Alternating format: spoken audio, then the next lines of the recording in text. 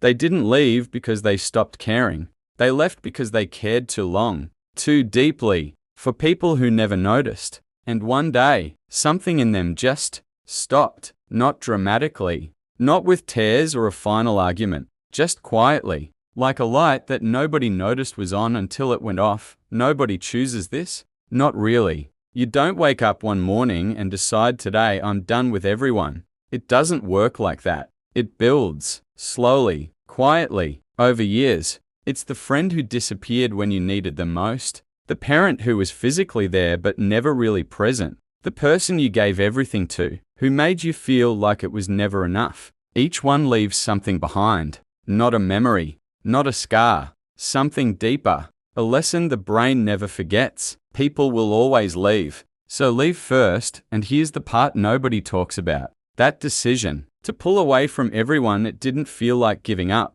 It felt like finally breathing. There's a term in psychology called emotional exhaustion, but textbooks make it sound clinical, distant. This is what it actually looks like. You're sitting in a room full of people, and you feel nothing. Not lonely, not sad, just empty. Like you've been giving and giving and giving, and one day you reach inside and there's nothing left. That's not weakness. That's what happens when a person spends years pouring into people who never poured back. And the mind, to protect itself, starts closing doors, one by one, quietly, until one day, all of them are shut. But here's what I want you to understand. Behind every closed door, there's someone who knocked for a long time before they stopped. From the outside, they look fine, calm, independent, like they don't need anyone. And maybe that's the cruelest part. Because at 3 a.m. when the world goes quiet, it's a completely different story. That's when it all comes back. Every moment they felt invisible. Every time they tried to speak and watched someone's eyes glaze over. Every room they walked into already knowing, nobody here really sees me. They don't show this, not because they're strong, but because they've learned showing it changes nothing. And that is one of the loneliest things a person can learn. So what actually broke them? It wasn't one thing. It was never one thing. It was the accumulation. The slow, invisible weight of being let down by the exact people who were supposed to stay. A mother who never said, "I'm proud of you," not once. A best friend who chose comfort over truth every single time. A lover who made them feel like too much and never enough simultaneously. Each one rewired something. And the brain, brilliant, adaptive, ruthless, started making new rules. Connection equals pain. Vulnerability equals loss. Trusting someone equals handing them a weapon. These aren't thoughts they chose. These are conclusions they survived into. And yet, and this is the part most people completely miss, these are some of the most perceptive people alive. They notice everything.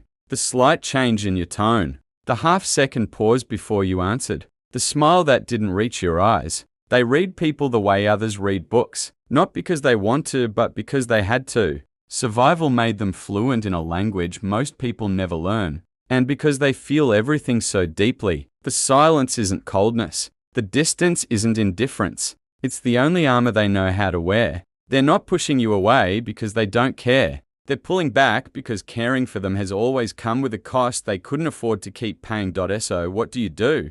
If you love someone like this, or if you are someone like this, what actually helps? You can't fix this with a conversation. You can't break the wall down. And honestly, you shouldn't try. What actually works is quieter than that. It's consistency. Showing up not when it's easy, but when it's uncomfortable. When they go cold, staying anyway. When they test you, and they will test you, not leaving. Because underneath all that silence, underneath all that distance, there's only one question they're really asking.